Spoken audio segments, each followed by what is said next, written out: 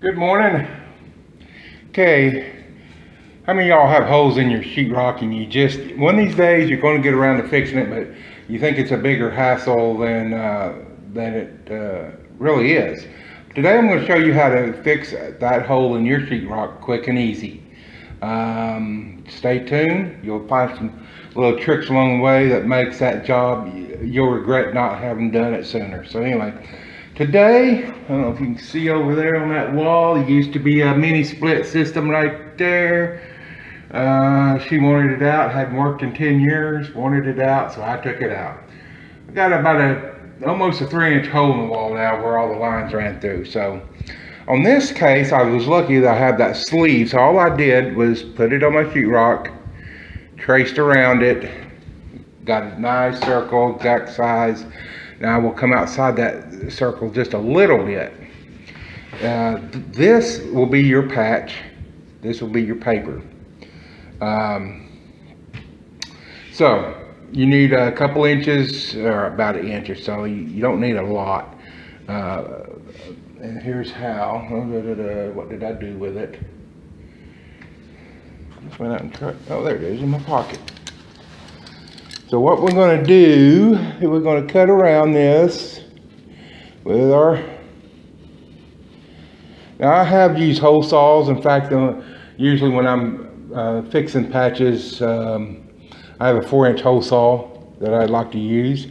But in this case, not everybody has a hole saw, so I'm going to use a utility knife. I'm going to cut around here, I'm going to cut here, and then I'm going to come back and show you this patch when I get it cut out. Sorry, forgot my tripod at home today. So anyway, let me get off here. Let me cut this out for you and show you what I'm talking about.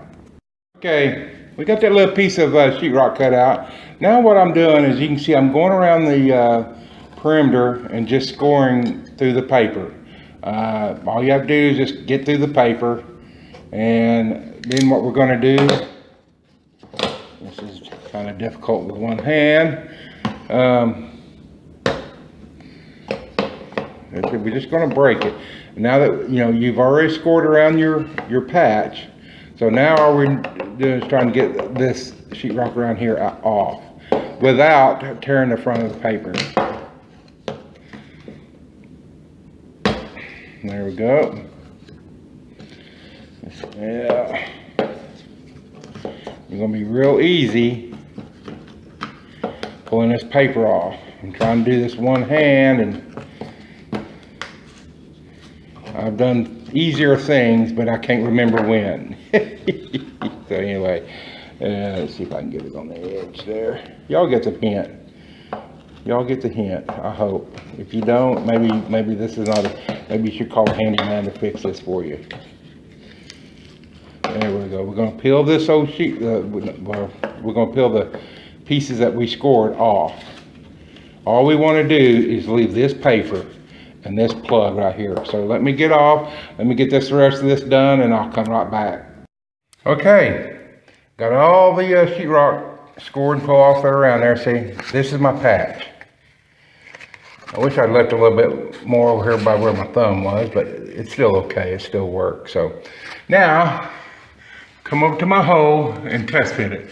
I want a loose fit, okay? You don't want a tight fit, because you want some space left around there for the mud to get into, the drywall mud. And so there we go. I'll put me some drywall mud on there. It's gonna look pretty snazzy. So anyway, okay, let me get off here, go get my drywall mud mixed up, and we'll come back and I'll show you what we're gonna do next. Okay, I got our patch all buttered up. Got it upside down, but hey, it still work. Oops, sorry, you want to see it, don't you?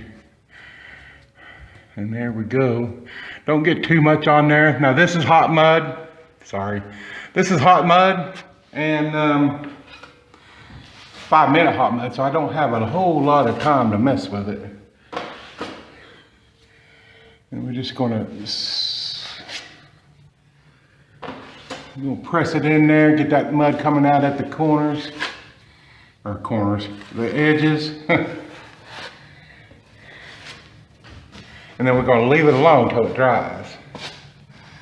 There we go. A little bit more. We want that.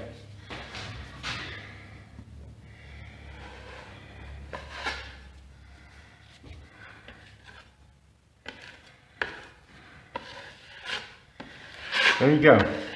Now leave it that way till it dries. Probably, this is 5-minute mud. I'd just leave it till it dries. Give it an hour or so till you come back and rework it. But that's the start of your hot patch, and sometimes if you start early enough today, you can get this done in one day. So anyway, I'll come back later when this dries and we'll add another coat. Okay, it's been about 45 minutes since I put that patch in. I came back with my hot mud again, put another skim coat over it. That's probably all I'm gonna put on this one. It's looking good. I'm gonna probably wait a couple hours for this to dry and come back, sand it, prime it, take a can of Homax knockdown spray, and texture this whole mess here. I'll probably prime this whole thing. I think this is raw sheetrock too. So, and I'm worried about the Easy Sand. I'm using Easy Sand 5-minute, what we call hot mud. It sets up in 5 minutes. Doesn't mean you got 5 minutes working time, which is usually have someplace around there. It depends on how you mix it, but you got to get it on, or it's going to set up on you. And people go, I didn't have 5 minutes working time, or you know, or something like that. They make a 5, a 20, a 45, and 90. And I would recommend that if you've never used Easy Sand before, start with the 90 or the 45. Now, that will mean takes either 45 minutes or 90 minutes for it to get hard enough to work. But this, and here's another tip, being hard enough to work and dry are two different things with the Easy Sand. This is hard enough to work with after 5 minutes. It's not dry, so you can't prime or paint it, or you may have problems. I let it completely dry before I prime and paint it, which this will be probably in a couple hours, be dry enough to prime, and then I'll texture it, and then theoretically I could paint it after that, but I'm not painting this today. I'm not fixing all this today. I just, main goal is to get this hole fixed, and just remember that about Easy Sand. 5 minutes, it's gonna set up quick on you. You ain't got time to mess around. I started out with a 45, and there was times I couldn't, you know, get it up fast enough on larger repairs. So just keep that in mind. Start with 90 or 45 if you've never used hot mud before, or you're gonna hate it. You're gonna be throwing out whole pans of mud because it's set up on you. But anyway, when I come back later, I'll sand this. I may bring y'all back for that one as well. But this one is pretty much done. Like I said, I need to sand it, prime it, and get a can of Homax knockdown texture and put on there, and knock it down, let it dry. That usually takes about an hour to dry. Primer takes about an hour to dry. Texture takes about an hour. Then I can paint it. And I'll be done in a day. I started this about 10 o'clock. So anyway, I'll bring you back for the sanding and the priming.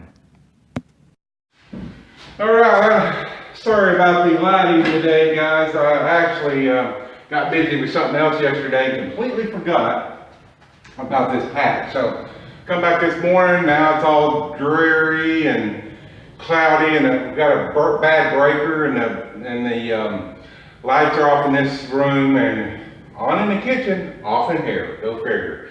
So anyway, what I did, I came back, and this is the second coat, and I sanded it down. Now when you sand your patches down, you want to sand along these edges and blend them in. First, before you do that, while you're putting your mud on, you're going to blend it in. And the way you do that is you just put pressure on one side of your trowel or the other, and you come down just like this. If we're going to put pressure on this side, this is going to make a real soft transition, and that's what you're looking for. If you can feel along here and feel any irregularities, now you'll feel the texture over here, and that's fine. But right here, if you felt the edge, If you close your eyes, you cannot tell where this patch starts and where the sheetrock. That's what you're looking for. Of course, now I've done sanded it down. Like I said, I feathered the edges in. And I like to do a little circular motion and get it in like that. So, and then pressure over here and just blend it in like that. So that's ready to prime. I'm going to prime this while I'm at it because this doesn't look like it's ever been primed. So this patch, for all practical purposes, is done. So anyway, thank y'all for watching. Be sure to like and subscribe down below. And stay tuned. Make sure you click the bell icon because there will be another video on how to texture and blend the texture and use home axe spray. So anyway, Blue Collar Drywall, I'm out.